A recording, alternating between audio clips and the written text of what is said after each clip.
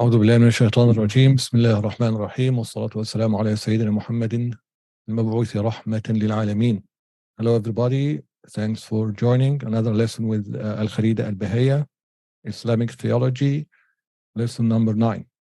We will continue with the attributes of meanings, Sifat al-Ma'ani. Last time we were talking about the speech, kalam, and I think we finished it. There's just a small note about speech, which we're going to come to at the end of this lesson, inshallah. And so basically, we can continue with Sam' wal-Ibsar, wal-Basar. And his speech, hearing, and seeing, for he is a God, one who executes his will over any other. So hearing, the attribute of hearing. What is it? Basically similar to the same kind of definitions we've been going through. Hearing, صفة, أزلية. صفة means an attribute. أزلية, eternal or beginningless. قائمة بذاته, stand by the ذات. Allah subhanahu wa ta'ala, ذاته subhanahu wa ta'ala. ينكشف بها. So this attribute makes all existence uncovered in a way that is different than knowledge and sight. ينكشف بها جميع الموجودات. So you may have noticed that almost we're moving or making a definition of the ilm, knowledge, until we said جميع الموجودات, which differs from ilm, because we're going to see that ilm, knowledge, is basically covers everything, not just what exists. And that uncovering, which is through hearing, or which is related to hearing, is in a way that is different than the uncoverage of knowledge and sight. Right? So these three attributes are basically uncovering, like attributes of nothing can be covered from them, nothing that they have relations to, as we're going to see. Those three are ilm, knowledge, hearing, and seeing or sight. So basically those three uncovers to them. Allah subhanahu wa ta'ala, nothing can be uncovered to these attributes, right? But with the hearing, it is in a way that is different from knowledge, and it is different from the sight as well. Okay, so the definition of sight then is also صفة أزلية قائمة بذاته تعالى ينكشف بها جميع الموجودات انكشافا تاما يغاير, in a way that is different than knowledge and hearing. Okay.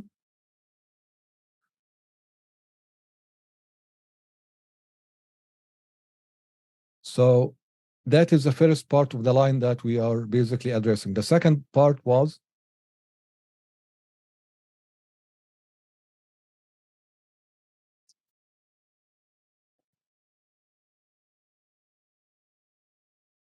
وهو الإله الفاعل المختار. That's the second part of the line, if you remember. So basically, and this is very important, the Sheikh here stresses on the Ahlul-Sunna theology. We believe that Allah subhanahu wa ta'ala is the only fa'il, and he has full will. His will is perfect, is unbounded. And that's the only theology that affirms a complete will to Allah subhanahu wa ta'ala. So for example, Mu'tazila say that Allah has to do the best, okay, and doesn't will human sins. So the human sins, he doesn't will it. It's basically the human himself, whoever's that person who's doing the sin, he is basically doing the willing, is not Allah.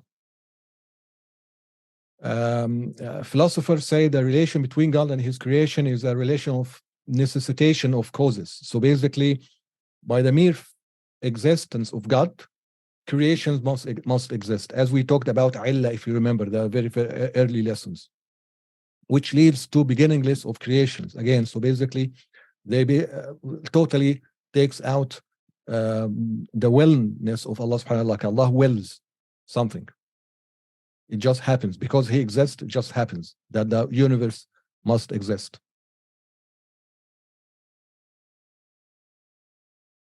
Ibn Taymiyyah basically takes the same vein like philosophers, and he says that Allah's perfection dictates that He creates without beginning.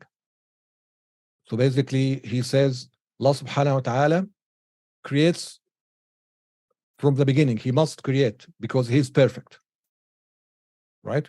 So he doesn't deny that Allah has will, like expressly, but basically that's a necessity of, or that what his statement or what he says basically entails, right? If He must create in order to be perfect, or in order to have the perfection of a God, then He is basically, or Allah's perfection is dependable on His creations, which is nonsense.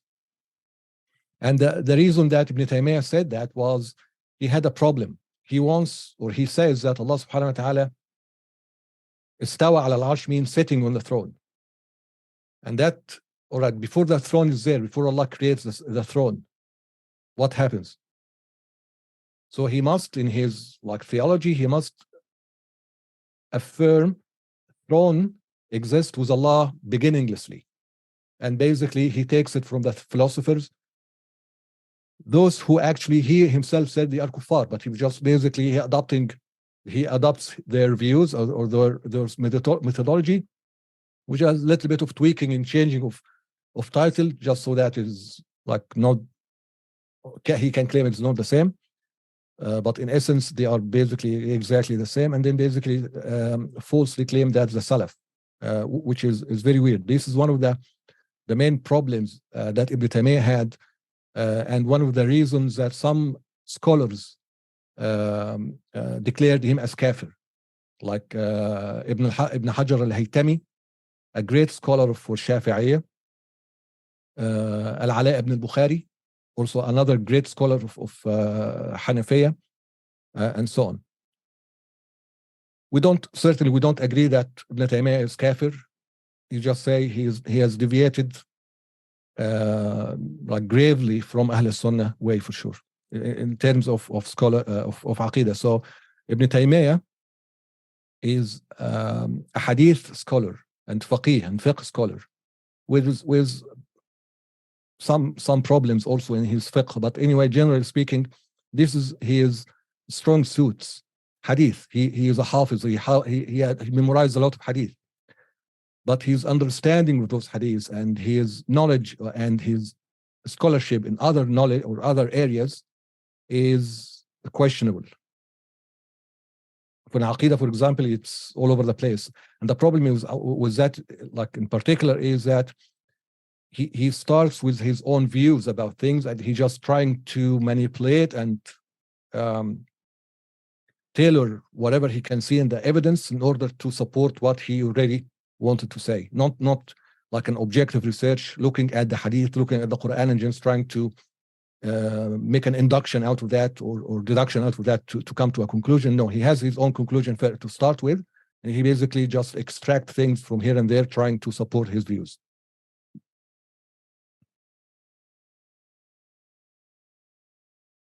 So the consequence of Allah not being with full will is necessary to those deviated mazhabs, even if they didn't admit it. Even if you say, no, you say Allah subhanahu wa ta'ala has a complete will, but then they say He must exist, He must create. So basically from the beginning, or for beginningless with Him, so He must exist with creations. Then you are not really admitting or affirming a full will.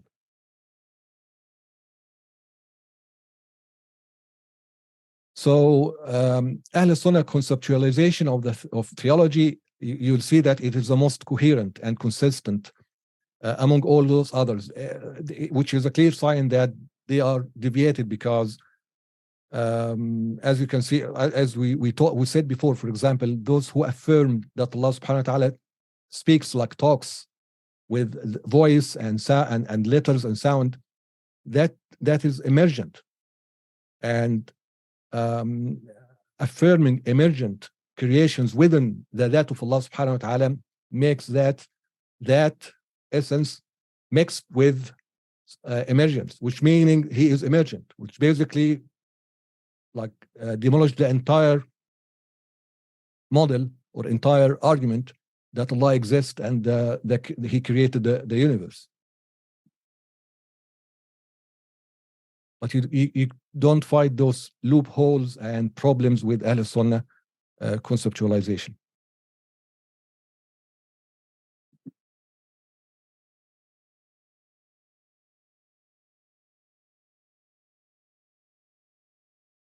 Allah subhanahu wa ta'ala says, your Lord creates and he chooses whatever he wills. The choice is not theirs. Glorified and exalted is Allah above what they associate. And also he says, subhanahu wa ta'ala, and on the earth there are different neighboring tracts, gardens. So basically the entire creation, there are different creations. This ayah is clear that there is a will of Allah subhanahu wa ta'ala, because if it was just a relation of necessitation of causes, for example, as the philosopher says, then there wouldn't be different in the creation. There wouldn't be grapes and apples, and everything is different, like, different tastes, different colors and varieties, right? That by itself is a clear indication that Allah subhanahu wa ta'ala has will.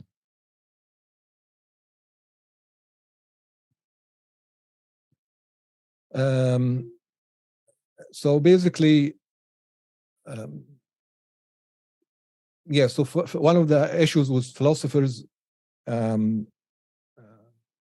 model or conceptualization or theology, really, there are a lot of things, but one of them is, as we said, the existence of the universe with no beginning, with Allah subhanahu wa ta'ala, because it's necessitation of causation, as we said before. And because of that, it goes like beginninglessly, and they believe that time is like existential, and based on that, it goes like infinitely in the past. And because of that, they deny that bodies and souls will be gathered like Yawm al-Hashr, in Judgment Day. They say it's only souls, for example, which is a kufr statement for sure. And they developed a lot of non-cynical myths and gave it a form of logical argument, because they are philosophers. The logical argument is their game, basically. And those myths, they mislead others, and therefore, and by the way, that's what also Ibn Taymiyyah adopted. Ibn Taymiyyah, he came and basically he adopted the Karramiyya madhab, the corporealist madhab. And then the corporealist madhab before him was basically like very silly, stupid. It's absurd. The absurdity of their madhab and their statements is so clear that nobody actually, when you start understanding and get like a real knowledge, you say, okay, that's nonsense. I can't agree with that.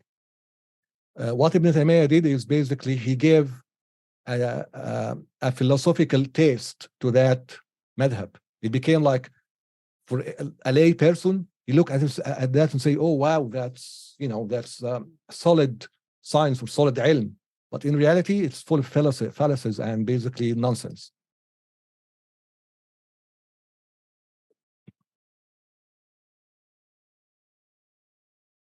And that's why our scholars warns that one should not get too involved in philosophy without proper foundation. Okay, this is very, very important.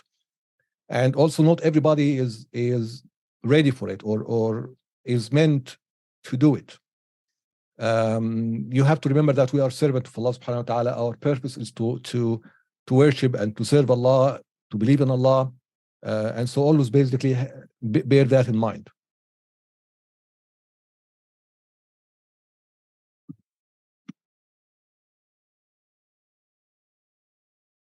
Okay, so you may have noticed, if you remember what we talked about before with the power, or the hearing, the knowledge, all the 7 attributes that we addressed,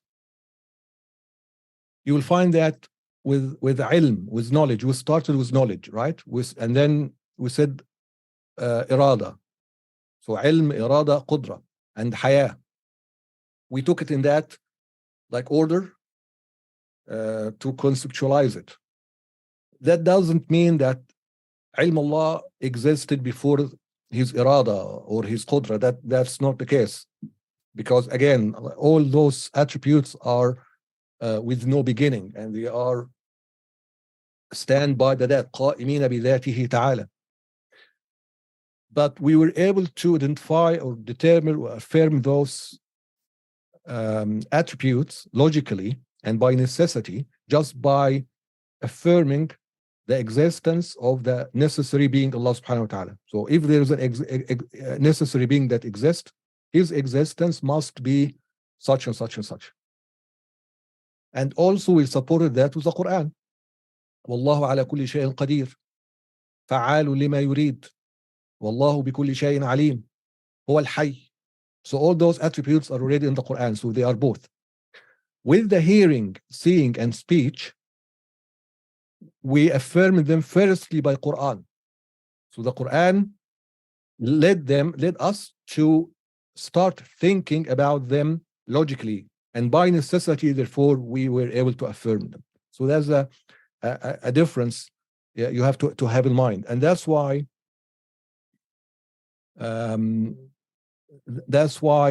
some scholars, for example, say hearing and seeing is actually knowledge, is like a subsequent or sub section or whatever, if for the lack of a better word, of knowledge. Is basically just, again, it's uncovering, it's knowledge.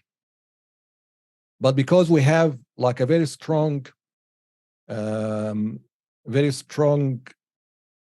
affirming of these 2 attributes in the Quran and in Sunnah, clearly, expressly, and logically, there isn't anything that prevents them. They are not impossible for Allah, and therefore we have to take the Quran as it leads to, without trying to make reinterpretation for something that there is no need to make a reinterpretation. Affirming hearing and seeing to Allah subhanahu wa ta'ala does not lead to shortcoming.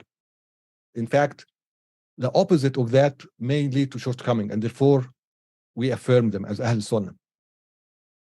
The same with speech as well. Some scholars, like specifically Mu'tazila, they denied the speech as an attribute.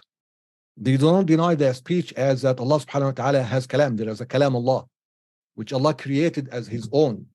It's different than any other kalam, and it's more powerful, and like it's mu'jiz, right? Quran that's what they are saying.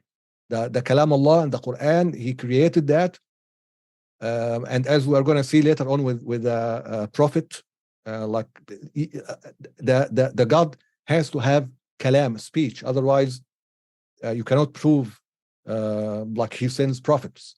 Okay, we're going to come to that, but the point is, they did not affirm it as an attribute to Allah subhanahu wa ta'ala, but they affirmed it as something that Allah subhanahu wa ta'ala has his own speech, his own kalam, different than any other kalam, more powerful than any other kalam, have all the meanings and mu'jiz and everything, but it is not an attribute.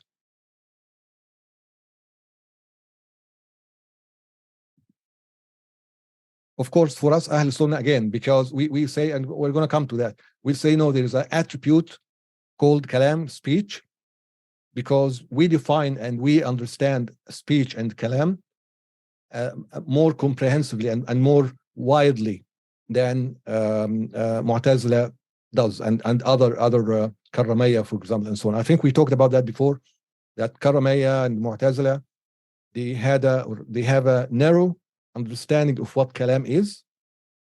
It only voice and lafzi, it's verbal. That's what kalam is, and because of that, Mu'tazila denied it, because it will lead to a theological problem in Allah subhanahu wa ta'ala, like being a necessary being. But for us, it doesn't, because we define kalam differently. For karramaya, they are non-cynical anyway. They don't care. So yeah, kalam, and so what? They have no problem with that. Exactly like how those who believe in Trinity will say, yeah, it's 3 and 1 at the same time. Who cares? You don't have to understand. It doesn't make sense. Yeah, okay, who cares? So that's what the difference in how this sifa or attribute was dealt with. Well, I think we covered that last time. So if something is not clear, we'll deal with it, inshallah, in the Q&A. All right, so let's talk about the attributes. This is very, very important, and it's a bit dense, a bit difficult. So I know that you will need to revisit this section after we finish for the recording, inshallah. So make sure to review it, and then if something is not clear, ask questions in a Telegram group or in Facebook page, the group in Facebook, and then inshallah we can deal with it next time.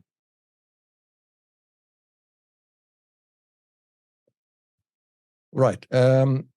Now every attribute in the Ma'ani attributes, except life, by its definition, by the meaning of that attribute, there is a additional meaning to it that relates to something else, not to the attribute itself being stand by that. So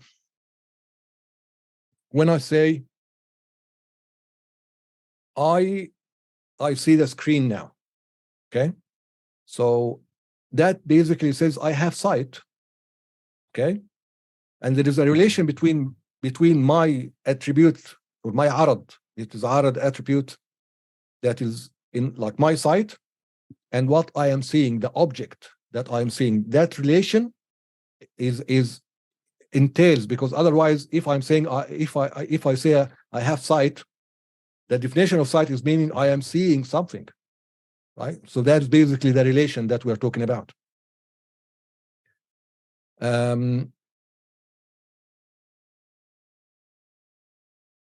So there are two things here. So when I say Ma'ani attribute, there are two things that you can understand from the attribute, from the meaning of the attribute. On one hand, that attribute entails that is attributed with it. Allah subhanahu wa ta'ala essence is attributed with it, and therefore from that side, from the essence, Allah subhanahu wa ta'ala being attributed with that attribute, he is all knowing, for knowledge, for example. He is all powerful, and so on. So remember the fourth category we talked about before of the attributes, the ma'nawiyya attributes. So it's basically is not something additional. It doesn't exist in its own. It is just something, a meaning that is included by merely attributing or merely affirming those attributes to Allah subhanahu wa ta'ala. So that's from one hand. From the other hand, there are from the object side, from us, from creations, there are attributes in those attributes entail relation to something else. Okay, and I have here a very important note. Bear in mind that the existence of that other thing that has a relation with the attribute is not a condition for the existence of the attribute. Okay, so Allah subhanahu wa ta'ala is khaliq, creator. He doesn't need to create something to be creator. He is creator. He has an attribute. He can create whatever, whenever, and whatever he wants. Okay.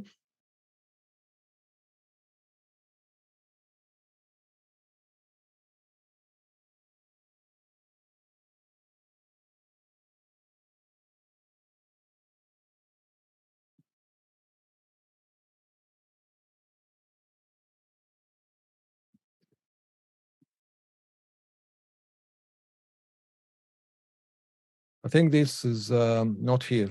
Okay, we're going to come back to it.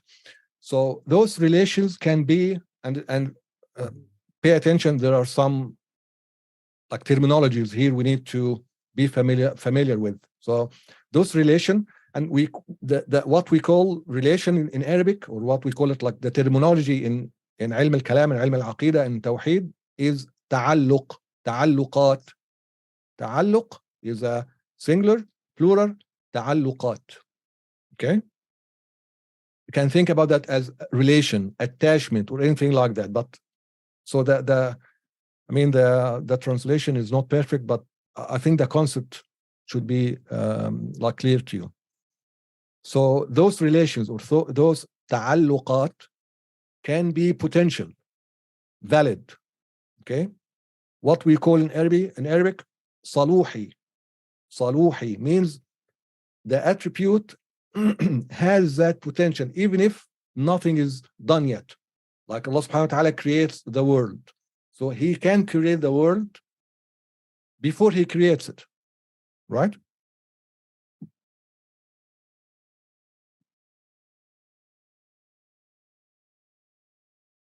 So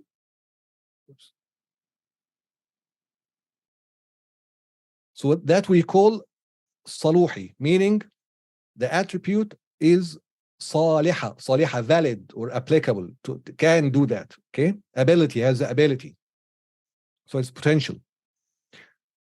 The relation also could be present, so when it actually does, that is basically now the relation present, what we call تنجيزي, حاضر, present, does. These terminology are going to be clear once we start talking about al-Qudra and irada and all the attributes. It can also be the relations, or the relation can be beginningless, which is qadim, or emergent, which is hadith. Hadith, not hadith. Okay, hadith. So we have four things now. The relation could be saluhi or tangizi, and it could be qadim or hadith. Okay, so tanjizi, hadith, for example, and saluhi, qadim, potential, beginningless, and so on. We're going to talk about that later on. Now, each attribute is one attribute. The multiplicity is in the relation. Okay, so Allah subhanahu wa ta'ala knows everything. So it's not like everything that Allah knows requires separate attribute. It's just one. So which is, I think, an easy concept to understand, but sometimes people just ignore it or overlook it. Like for us, for example, we know a lot of things. It's just that attribute that Allah created in us that allows us to know things, allows us to know a lot of things. Okay. As we said, all the ma'ani attributes entails by definition those relations, those ta'alluqat, except the life, except Allah subhanahu wa ta'ala life, because there is no ta'alluqat with life. Okay, it doesn't, by the definition of Allah hayy is basically just Allah hayy. It doesn't require or doesn't entail any other further attribute, or sorry, further relation with anything else.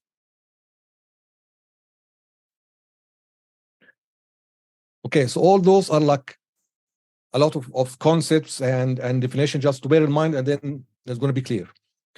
Depending also on the attribute and what it affects, attributes may have relations to either all three categories of rational judgment, which are basically impossible, possible, and necessary, or the attributes, or there are some attributes that will have only relation with the possible things only, or possible that exist.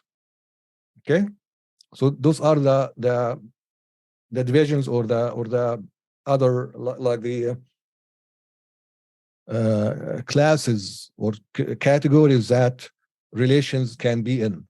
The sifat, depending on the sifa, on the attribute, it may have relation to all three categories of rational judgment, only possible thing, or what exists, which has to be also possible, as we know. I can see some questions, but they are not related to what we're talking yet. So I'm going to leave those for at the end. But so far, is anybody struggling in what we said? Not those other questions that you asked. It has nothing to do with what we're saying now.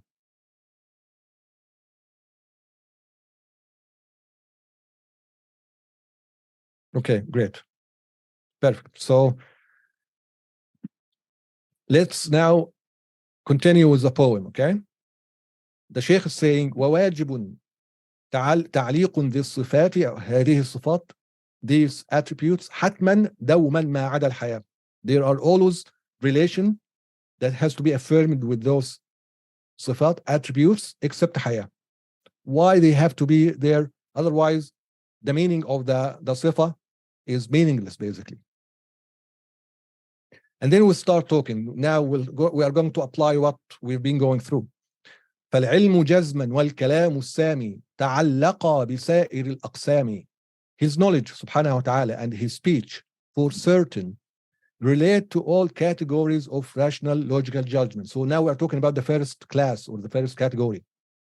Knowledge and speech, al-ilm wal-kalam, will have relations with everything.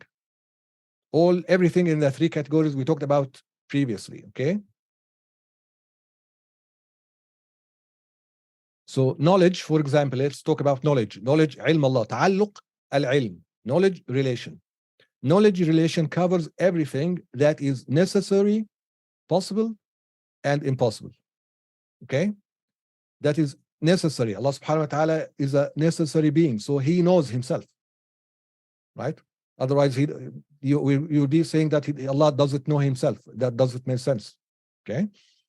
Allah subhanahu wa ta'ala knows what is possible, and he knows what is impossible as well. So he knows everything. So that goes within the essence of the definition of that attribute. His knowledge, subhanahu wa ta'ala, doesn't have any prerequisites. There is no thinking involved in it. There is no processing of information or gathering information. It's there. He uncovers everything of those three categories, from eternal and to eternal, forever, and with beginningless. It doesn't add up or anything like that. He knows everything. I think we talked last time that Ibn Taymiyyah and Salafiyya or Wahhabis, basically, they affirm two types of knowledge. Knowledge that Allah knows beginninglessly, or from the beginningless, which is Qadim, and knowledge that Allah only knows now, which is like a very awful thing to say about Allah subhanahu wa ta'ala. And what really, the problem is not what they are saying. The problem is that they keep falsely claim that that's basically what the Salaf says, and they mislead people. That's the problem. Anyway, his knowledge, subhanahu wa ta'ala, relation is beginningless and present. So it is tangizi qadim. Tangizi means present. It present now. It's not going to happen later. It present from now, because Allah subhanahu wa ta'ala knows. Like, there is no now with Allah. That's the thing, because Allah, the time doesn't apply to Allah. But Allah subhanahu wa ta'ala, azalan, from eternal, he knows everything. So it is a qadim, and that knowledge, that ilm, is there. The relation is there, exists or there from azal.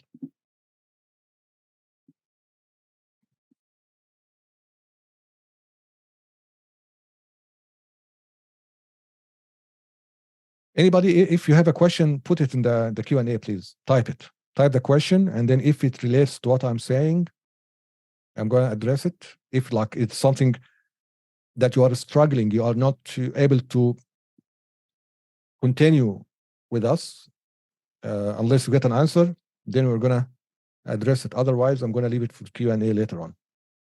But there is no, I'm not going to be opening the mic for anybody to ask questions. We need to type it, please.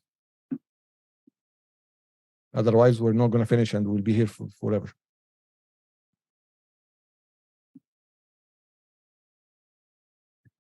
So, I mean, the best way to understand Allah's ilm subhanahu wa ta'ala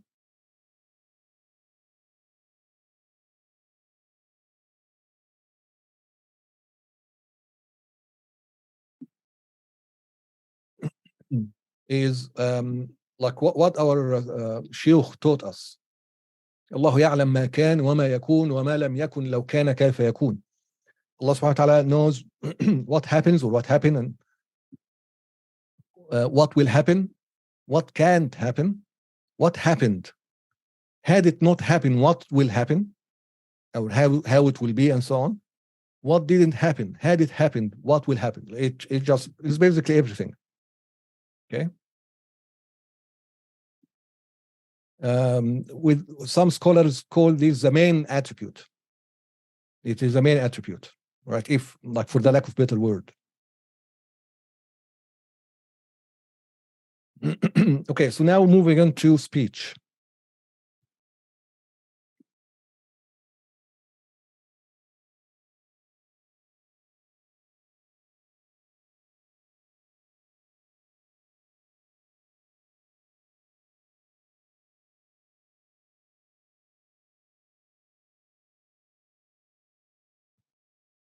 So the question about kalam Allah makhluq or not, we addressed that, brother, last time, and we're going to talk about it like by the end of this lesson, inshallah, if we are able to finish. We have a lot to go through. It's going to be a long lesson, by the way, okay? So let's take the question later on then. So with the speech relation covers everything that is necessary, possible, and impossible. Again, similar to ilm, to knowledge. The speech, as we said before, it's an attribute that leads to, that indicates everything under those, which therefore it will indicate everything under those categories. So Allah's speech subhanahu wa ta'ala as an attribute is without interruption. It is not like Allah talks and then becomes silent. So Wahhabiyya and Salafis, Ibn Taymiyyah, al-Qurramiyya al-Mujassima, they affirm that another sifa to Allah as sukut, sifat as sukut, that Allah becomes silent. He talks and basically becomes silent, and so on, which is nonsense. We're not going to get to that, but anyway, from Ahl-Sunna perspective, his speech is without interruption because it is not verbal. Speech include commands. Allah subhanahu wa ta'ala orders you to do something, or commands you not to do something, forbids you from doing something, or inform you about something. It's not only us, everybody anything else. So that's basically what speech is about. From the aspect of entailing doing or not doing, that Allah commands you to do or not do, forbids you from doing, or orders you to do something, it's all called commanding or forbidding. It is just the attribute is the same, but the difference, naming or calling of that attribute, changes or relates or dependable on the aspect or the perspective that you're talking about. So that's the attribute, the kalam. From the aspect of being or entailing, that indicate to us or indicate to anybody, leads us or leads anybody to do something, it's commanding. Not to do something, forbidding. From the aspect of affirming or denying something that happened or didn't happen or whatever, it's basically informing. So the changes and the differences is in the ta'alluqat, the relation, not the attribute. Because as we said before, changing of attribute leads to imperfections in Allah. Leads basically Allah is not necessary beings, and we've been through that like a lot before. So if you have question about that, we can address it later, or you can watch the recordings, inshallah. So what are the relations of speech then? It's beginningless and present. There are like relation that are beginningless and present, which indicates everything that's possible and impossible and necessary. Beginningless and potential, which all indicates or relates to commands and forbidding of things. And that it is potential because it didn't, or it's gonna be like the relation is basically relates to something that did not exist yet. So Allah subhanahu wa ta'ala orders us to pray. His order for us to pray is eternal, right? But we have not been created yet. Doesn't matter. It's basically the ta'alluq, the relation will happen or will come into effect once we are created. Before we are created, it is potential. Once we are created, the relation becomes emergent because we are emergent. Okay? So what is emergent then, becomes emergent then, is the relation with us, not the attribute itself. These are very important concepts. Let it set. And as we go to advanced courses, inshallah, we'll say, okay, remember when we said such and such and so and so? This is why. So it will become apparent when there are, but the Sheikh here is teaching you those so that if you understand that and basically bear that in mind, coming into or seeing like a shubha or a challenge by a deviated sect, you say, oh, right, I can address it by this and that, right? So that's why the Sheikh is telling you those kind of things.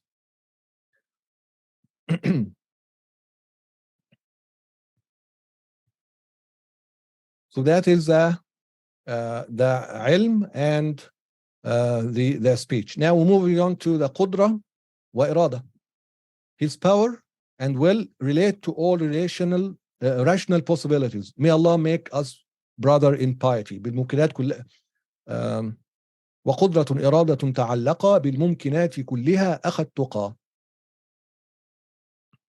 The part may Allah make us brother in piety is basically just a translation of the last part of the poem, and he does it like that so that it has a meaning, but also it rhymes. But it has a meaning why the Sheikh said that in this particular place.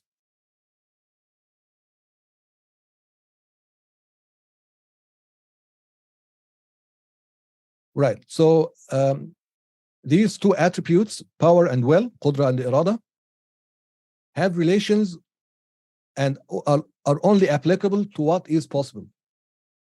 Right? Not the necessary and not the impossible. So if the reason there is no ta'alluq, there is no relation to things that are necessary, is basically they are already necessary. It means that the attributes are useless, which is basically affirming shortcoming to Allah. For the impossible as well, again, they are inapplicable as well, as that leads to Allah being disabled or unable, or it leads to absurdity.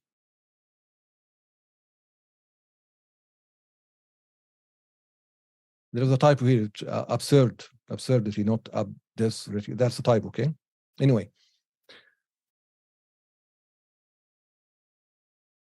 So trying to affirm or trying to conceptualize relation to those two groups, the necessary group and the impossible group or category, is basically non-cynical. They are fundamentally inapplicable. Otherwise, you are changing the substance of what is impossible and what is necessary.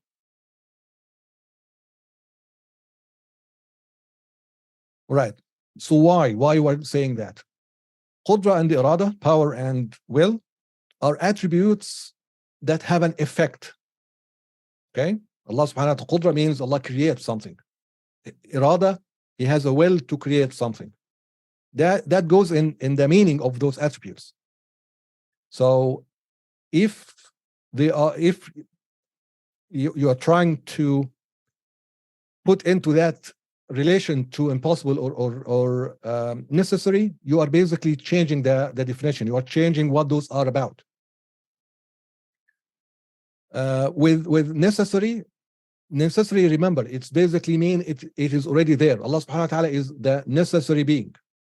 His qudra and his irada, they are inapplicable to affect him because he is a necessary being. Being affected by its own definition, by its essence, but what it is, what is it? it means that something being affected. It wasn't, it happened. It was in some state and then changed it to other states. So it's affected by somehow, which means it affected means that it's not necessary, because if it is necessary, then it would have existed beginninglessly. So it will not be affected by anything, right? It just absurd. It doesn't make sense. And therefore, what doesn't accept not being, like the necessary being, it cannot not be there. Like necessary being means necessary, which Allah subhanahu wa ta'ala is necessary. So Allah subhanahu wa ta'ala does not accept not being exist or in existence.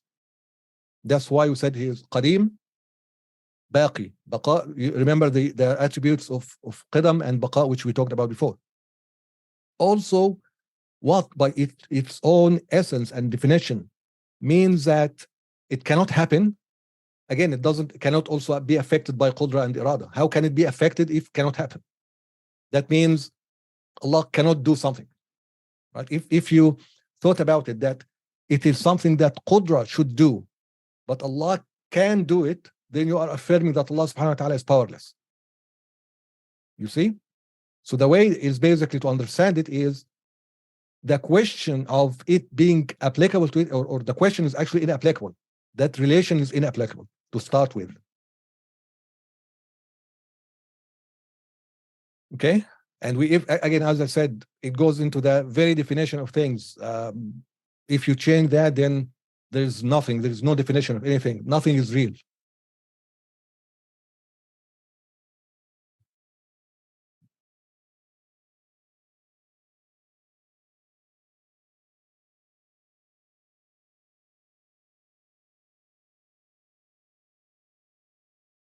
All right. I think we covered that. For example, is a computer girl or a boy? It's neither. It's inapplicable. The question is inapplicable. Male or female? Is the wall hungry or full? All these questions are absurd, are inapplicable. So when you say, can Allah do something necessary? Again, that's absurd. It's inapplicable. Can Allah do something that is impossible? Impossible, like not physical, not in a sense that impossible for us to do. Impossible as by the definition we talked about before, which is cannot exist. Then it's basically nonsense. Like, for example, can Allah create himself? That's the wrong question. Can Allah create another God with him? Again, it's the wrong question.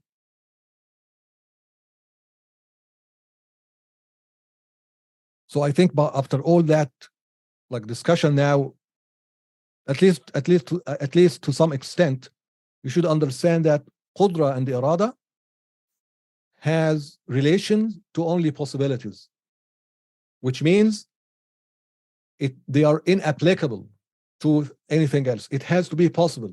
Even if it doesn't exist, it has to be possible. For example, Allah created me. He could have not created me. He may have not. He could have created me in a different way, in a different shape, in other country.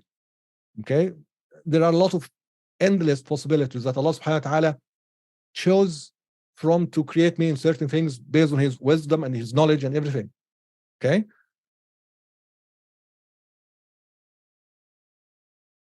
but can I be created and not created at the same time? That's inapplicable. That's impossible, right? So it is not a matter of power or Allah being powerless. He is unable to do that. It's not being enabled. It's being wrong question or wrong statement to start with. Right. So this is why will and power, Allah subhanahu wa ta'ala will and power relates only to possibilities. Now for irada, what are the relations of irada? It's beginningless and present. Beginningless means Allah subhanahu wa ta'ala has that attribute from beginningless. It is not something that new that came to him. It wasn't that It's not the case that Allah didn't have will and then became with a will. That's nonsense. That will lead to absurdity and problems with the like what we affirmed as necessary being and so on, as we talked before. And also it present, tangizi. And that meaning that like in that sense, this relation is basically determining Allah subhanahu wa ta'ala determining with the will, his will, determining and selecting and choosing from eternity what will exist, how it will exist, when it will exist, everything, right? It is not that Allah subhanahu wa ta'ala just after a while suddenly decided to, you know what, I'm going to create the world. No, it doesn't work like that. For us, you may be sitting there not knowing anything, for example, not have no will to do something, and then it just pops into your mind to do something, or you start knowing something that you didn't know, or realize something you didn't know, and based on that you start develop wellness to do something, and then you start acting upon it. That's for us. For Allah subhanahu wa ta'ala, that is muhal, not befitting. So Allah subhanahu wa ta'ala has a will, beginningless and present. Also, irada has a relation, again, qadim, beginningless, and potential. How? Which basically determining from eternity other potential characteristic that will not exist. So, although Allah subhanahu wa ta'ala decided and determined that will be created in this way and this shape and in this age and so on, he also could have chose or determined to do something else. So his wellness is not bounded to only what existed. Okay, so this is important to affirm that. Otherwise, you will be saying that Allah subhanahu wa ta'ala only determined, or his will only did what existed, what have to exist. But that's not the case. Allah subhanahu wa ta'ala selected that, but he also his wellness has potential to anything else within what is possible. Also, some scholars added another relation just to all that is just for us to conceptualize the theology.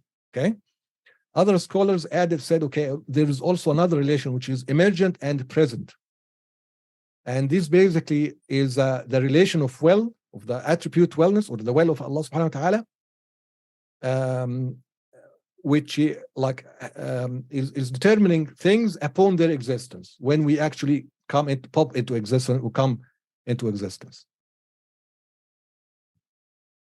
With the power, Allah power subhanahu wa ta'ala has a beginningless and potential. Again, it's qadima. Again, Allah subhanahu wa ta'ala was not ajiz, was not disabled and then became able. Hasha lillah. Okay, Allah subhanahu wa ta'ala from his power and his qudra is with no beginning and has a potential to do anything possible. Okay, so that is basically what we call saluhi qadim, potential saluhi, beginningless qadim. And also there are relations which are emergent and present, which is tanjizi hadis, which basically us coming into existence. As an example, for sure, or anything else like the creation, the rizq, and so on. Now, you may have noticed there is like some sort, I don't want to say interaction, but there are relations within knowledge, willpower. Okay? Ilm, irada, qudra, relations work together, for the lack of better word. Okay? That's again for us to conceptualize. Ta'alluq al-qudra, relation of qudra, subsequent to irada, to the ta'alluq of irada, which in turn is subsequent to the ta'alluq of the ilm. Meaning, Allah subhanahu wa ta'ala does not bring anything into existence unless he has will to do it, or for it to happen. Okay, he cannot be forced to do something he did not will. And anything that Allah subhanahu wa ta'ala wills, he knows. Okay, and Allah subhanahu wa ta'ala knows everything. So it's basically Allah knows everything. Out of what he knows, he determines and select, which is a wellness, or the will, the attribute of will, select, determining what he will create, how it will be created, and everything. It's basically the characteristics, takhsis, giving it its own characteristics, and then creating it. Not in that order. That order and the subsequency is just for us to understand it.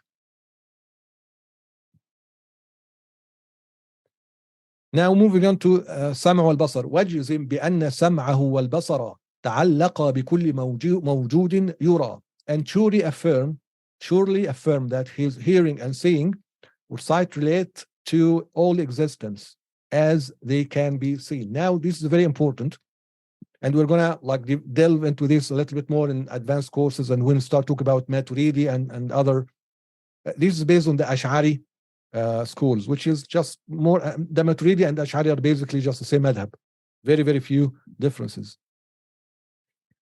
Imam al-Ash'ari, and with Ash'ari, because something exists, then it is possible, or it is applicable for it to be seen and heard. Okay?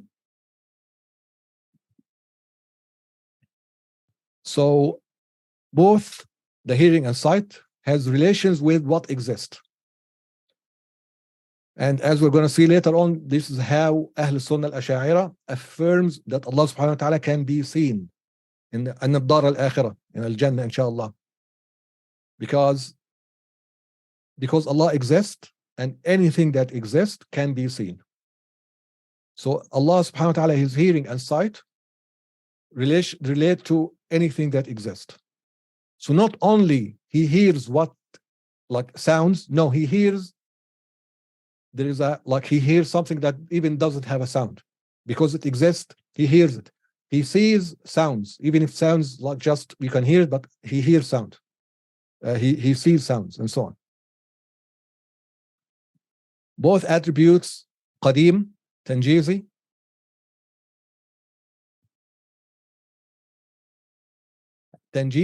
to his essence and attributes. So Allah subhanahu wa ta'ala sees and hears himself and his attributes. He knows himself, he knows his attributes, as we said before. It's also qadim and potential with his creation. So with jawahir and a'rad, with us, Allah subhanahu wa ta'ala sees and hears us. Basically, qadim, potential, before we come into existence. When we come upon our existence, now the relation is emergent and present.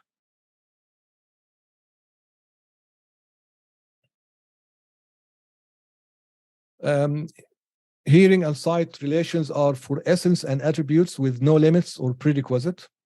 They are beginningless and stand by his zat.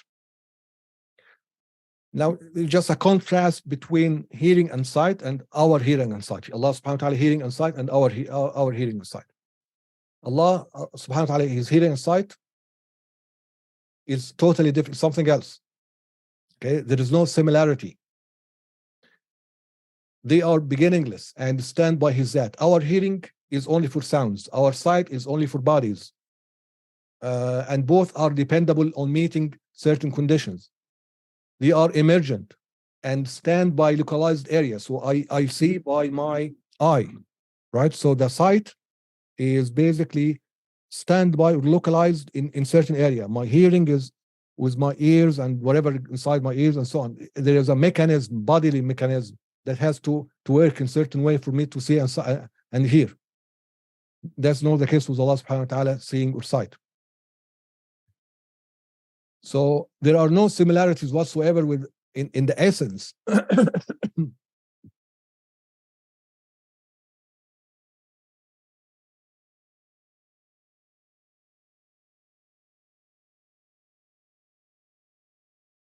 And I'm using the word essence here not to mean that. I'm using the word essence as for something by its definition, what it is in its mahiyah. Not just the definition, because the definition could be by other ways, but what it is, the essence of it is different. The haqiqah, the reality of it is different. We don't know what the hearing and sight is. We don't know any of the Allah subhanahu wa ta'ala attributes. at like what they are.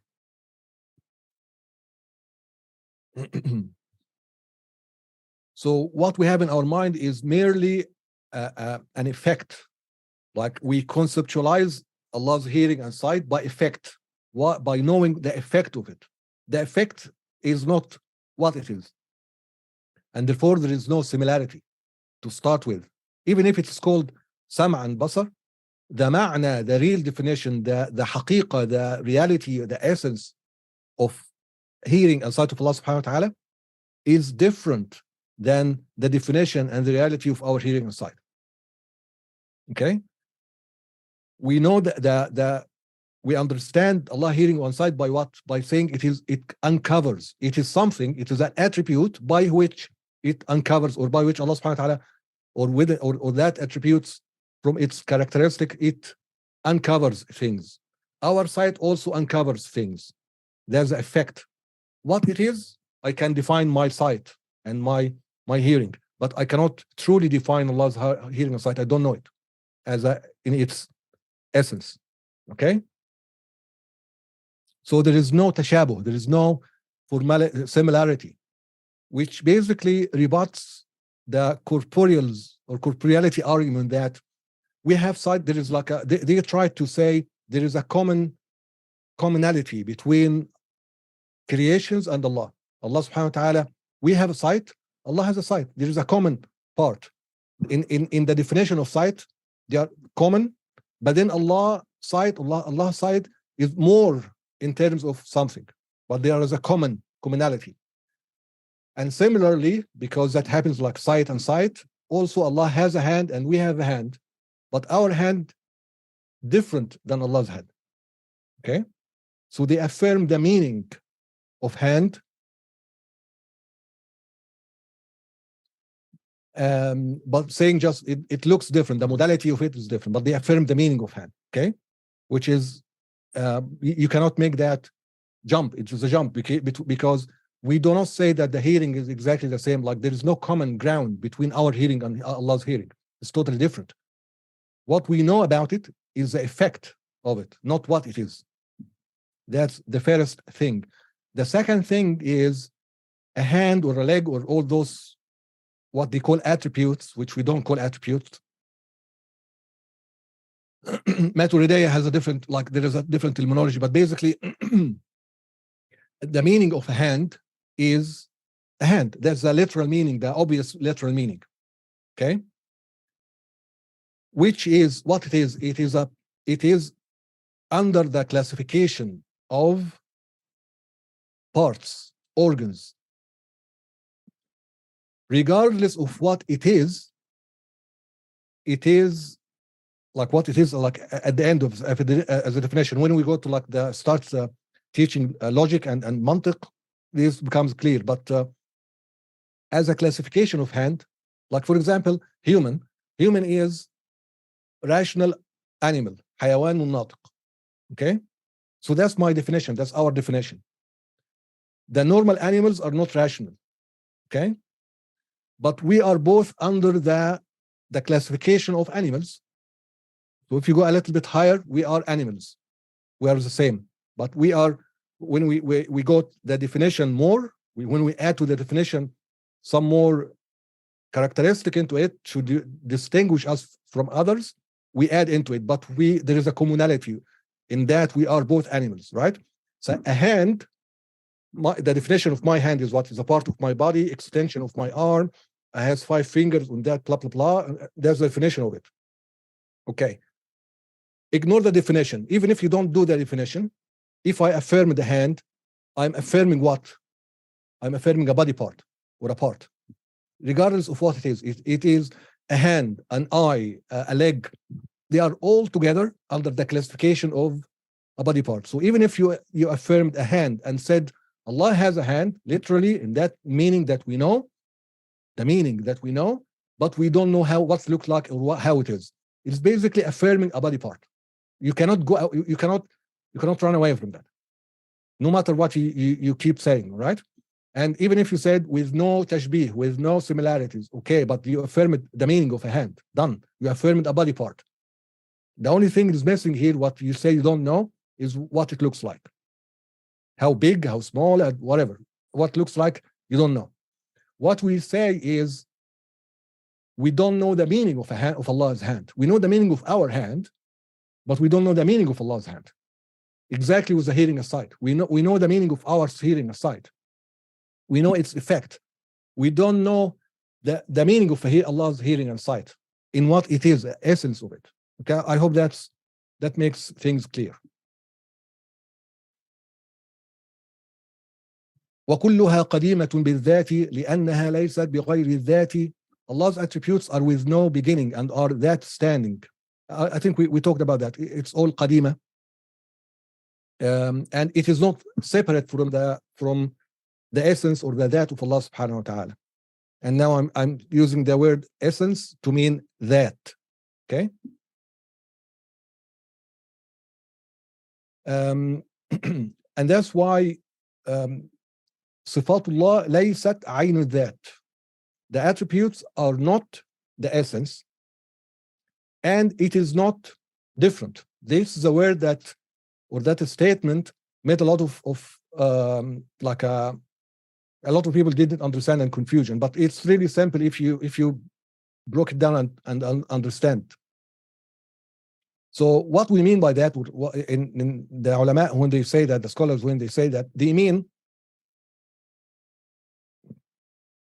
that the attributes are not the essence in the concept. All right? So the concept of essence, that something, the concept of attributes is something else. So they are not the same in that, from that point of view, from that perspective, the conceptuality, like from a concept point of view, they are different. But from the existence, Allah subhanahu wa ta'ala, Allah, the necessary being, is the same. Is that and attributes are one. Okay? So that's what is meant by Sifatullah. لا هي عين الذات ولا هي غيرها. Sifatullah, the attributes are not the essence, and they are not different. Not different means not different in existence. They are not separate. They are قائمة بالذات. That's what this means. Okay?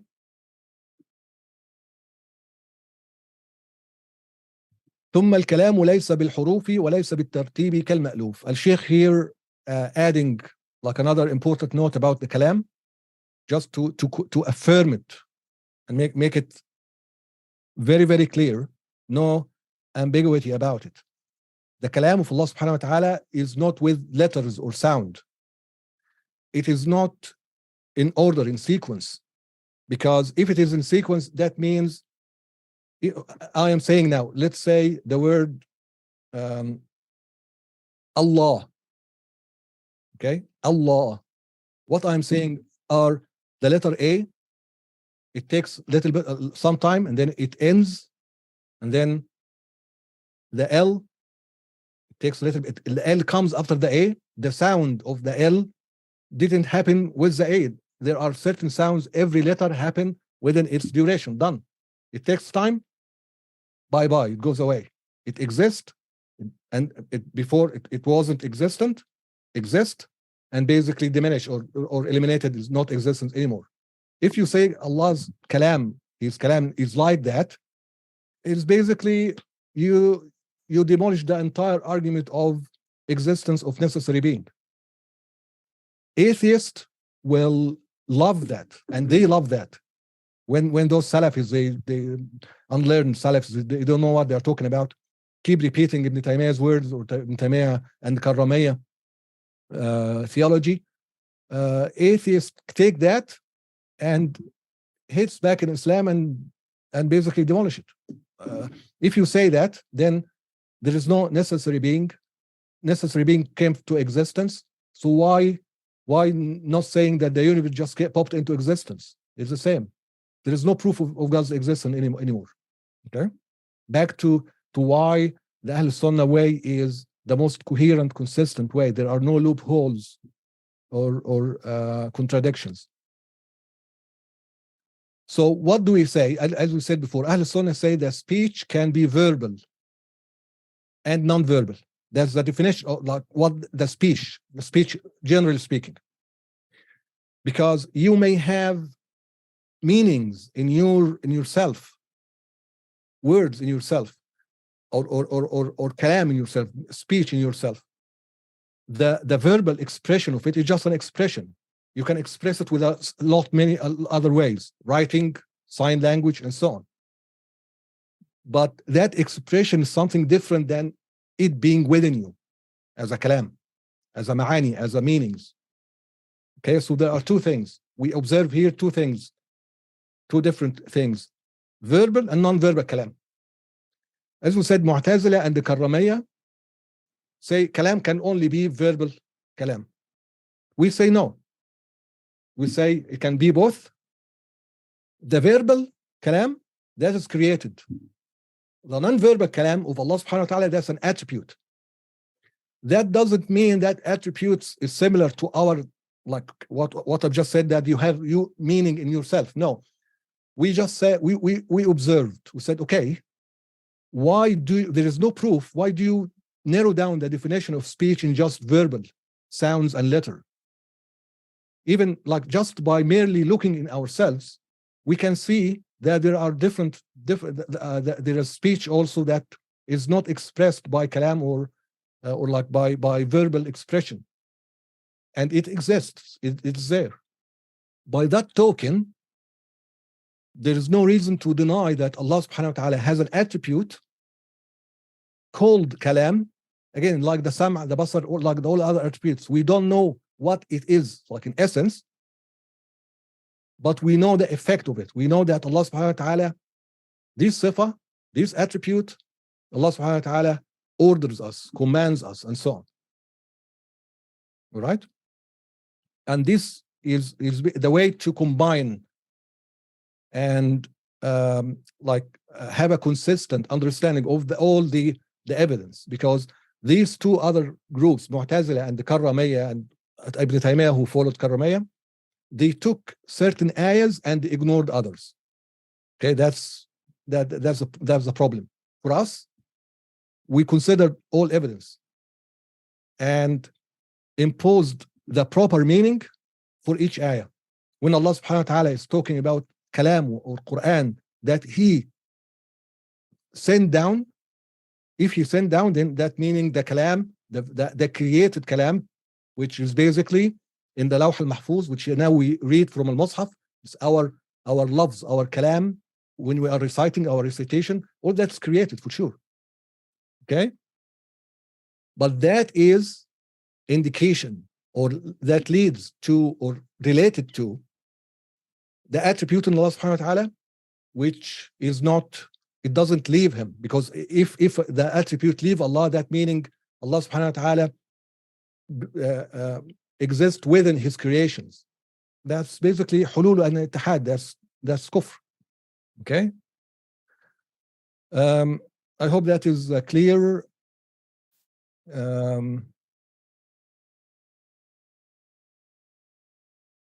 Is there anything else here? I think no. So basically, yeah, I mean, this kalam part is important, that you have to distinguish between the attribute of Allah, which called kalam, and the creation of Allah, which also called kalam. Okay, which Allah subhanahu wa ta'ala sent us or sent down, created in the Prophet's heart to remember, to memorize, to give it, to pass it on to us. It's like if you have, if you look at yourself in the mirror, did you go inside the mirror?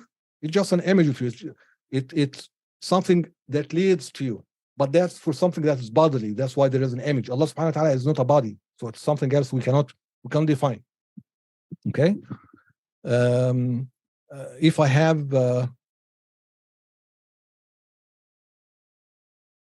so, for example, that crazy person who burned the Quran, the Mus'haf, he burned the Quran. Yeah, Quran is Kalamullah. Yeah, does that mean he burned an attribute of Allah? That's madness. If you say that, that's madness. And something else very important. I actually wanted to say it last time, but I forgot. Imam al-Bukhari, before Imam Bukhari, is a student or took from Ahmad ibn Hanbal, radiallahu anhu, Imam Ahmad. Imam Ahmad ibn Hanbal, his method, and he basically he didn't want to talk about it. He wanted to close the door for the argument and debate so that it goes away. But unfortunately, the cat was out of the box. By the Bukhari time, there was a lot of again, argument and debates about it, to the extent that some of those followed Ahmad ibn Hanbal misunderstood what he is saying, those Karramiyya and those Hashwiyya, who actually just think in a physical sense. They went all the way even to affirm that your lafz, your word, your verbal of a Quran is not makhluk, is not created. So al-Bukhari wrote like a book debating that and saying, affirming, no, that what you read, what you recite is creation of you. You do that. It didn't exist and didn't exist. Al-Bukhari knew, al-Bukhari understood it. And what did they do? They kicked him out of the town. They sent letters to everybody else not to talk to al-Bukhari. He is a deviant. Al-Bukhari is a deviant in their eyes. He ended up basically being confined in his house until he died. Imagine, that is al-Bukhari, Imam al-Bukhari. So those people, al-Hashwiyya, those people are mad, are ridiculously nonsensical. Okay, and they will they will call you names. They will call you are deviant, you are kafir, you blah blah blah. They don't understand what they're talking about. They are basically, يعني هداهم الله. So even al-Bukhari didn't wasn't safe from them. And imagine what the amount of ilm that was lost when they prevented anybody from sitting with him and taking his knowledge. He's basically, for a few years until he died, nobody wanted to talk to him because he was deviant. Imagine that. Anyway, with that, I think we end. We'll take some Q&A. Let's see what we have here. Just some of them, because I don't think we have a lot of time.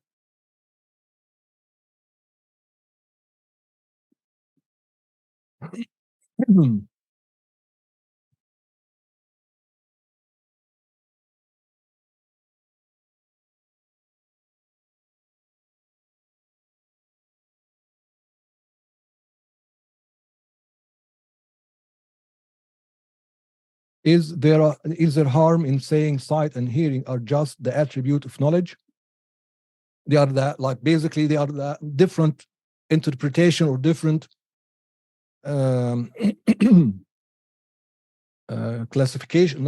different conceptualization of knowledge. Yeah, I mean, so, as I said, some scholars said that it's just basically there's one attribute, it's ilm. It's like you saying rahma, for example. Rahma is what? Is ilm, knowledge, and irada. Ilm, irada, and qudra. So all those, why those attributes are the one that we insist as Ahlul-Sunna in affirming? Because all the other attributes that we know, we can trace them back and go back to those. Okay? So in that sense, some said seeing and sight is the same. But Ahlul-Sunnah, or the majority and the Jumhur, is saying no, they are different attributes because Allah subhanahu wa ta'ala affirmed them. And aqlan, logically, there is nothing wrong with affirming them. In fact, when you think about it, not affirming them is affirming a shortcoming, or saying that Allah has shortcoming, because the opposite of sight is blindness, and the opposite of this is that. So basically playing on that opposite. But there is a debate, and it's safer to affirm them because Allah subhanahu wa ta'ala said them. But you cannot say that those who didn't are deviants, because they affirm the existence, they are there, but not as a standalone attribute, or stand by itself an attribute, or a different attribute, or a different meaning. So ilm and qudra, for example, they are different meaning. They are not the same, they are different meaning. But sight, hearing, they are the same meaning as ilm. Right? That's what they're saying. Is there a difference between the Maturidi and Ash'ari school regarding will, or none? there are differences because they affirm the queen and the will, not the will of Allah subhanahu wa ta'ala, the will of us. What is our will? That's a different story. We're going to address it when we come to it. And they affirm taqween, which is another attribute, and by that there are some differences, and most of it is just different in terminologies more than substance between the two madhabs. إن كان الله واجب الوجود كيف يكون مرجح أن يكون الله عنده صفات أخرى? Who said that Allah, there is possibilities that Allah has صفات أخرى? I don't understand your question, brother. Rephrase it. Still following, okay.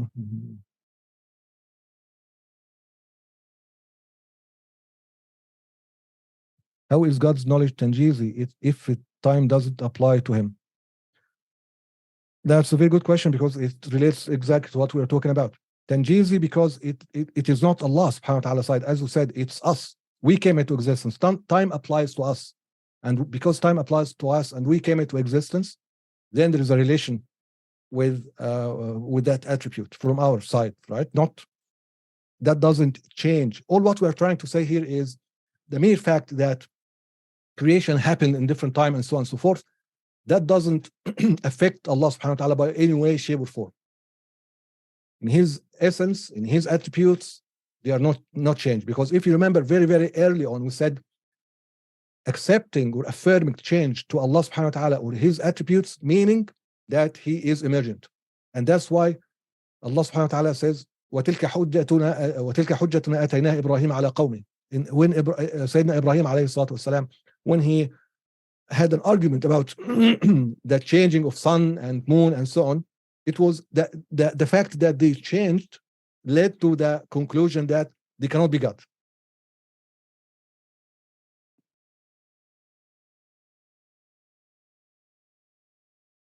Are Allah's sifat identical to each other or are they distinct? They are different. The meaning of when we say ilm, is it the same meaning in your understanding as I say qudra, power and knowledge? Are they the same? They aren't. So they are something. They are, the meaning are separate, but again they are not separate entities, right? By themselves. You have to distinguish between the concept of that ayn, something, right, and an attribute like yourself. I have a body. Allah subhanahu wa ta'ala is not a body, and his sifat are not a'rad, not accidents, okay? But just so that you try to understand. I have a body, that's my body. That's my that ayn. And I have sifat, I have a'rad, attributes. Okay? So they are different. But they are not the same. You don't see my ilm just walking by itself, going to buy something and coming back. Right?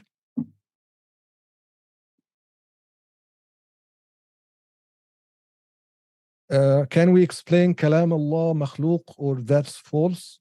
I think I addressed that question, brother, but if not, ask question again and tell me exactly what you mean by that. Does this relate to the fact that Allah's essence relates to existing just like how we exist, but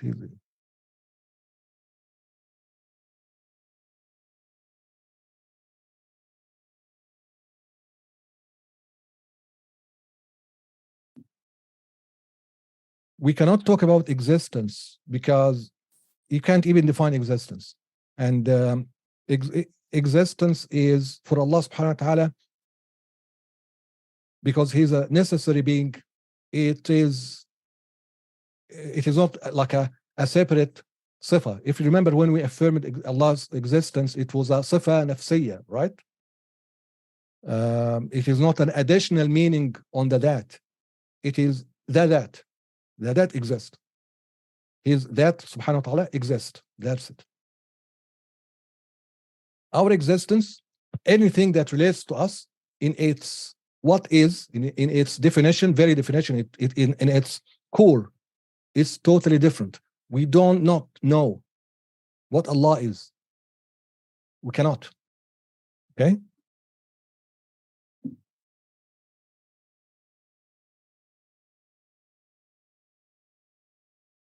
No, Allah subhanahu wa ta'ala, his existence does not relate to existence as a separate meaning. That applies to us. because we are possible beings with the necessary beings. It is the same thing. That's why Ash'ari said al-wujud aynul mawjud. Does the third point refer to kalam lafzi?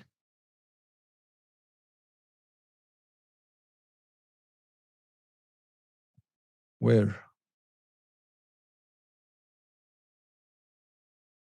I'm not sure which bullet point to refer to, but anyway,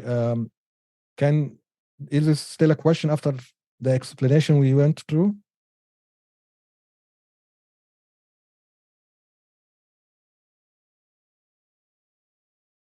You're not even there. So anyway, okay. With that, thank you everybody for staying like that far. It was a long lesson. And inshallah, see you next time. If you have questions, feel free to ask them in the Telegram group. Assalamu alaikum.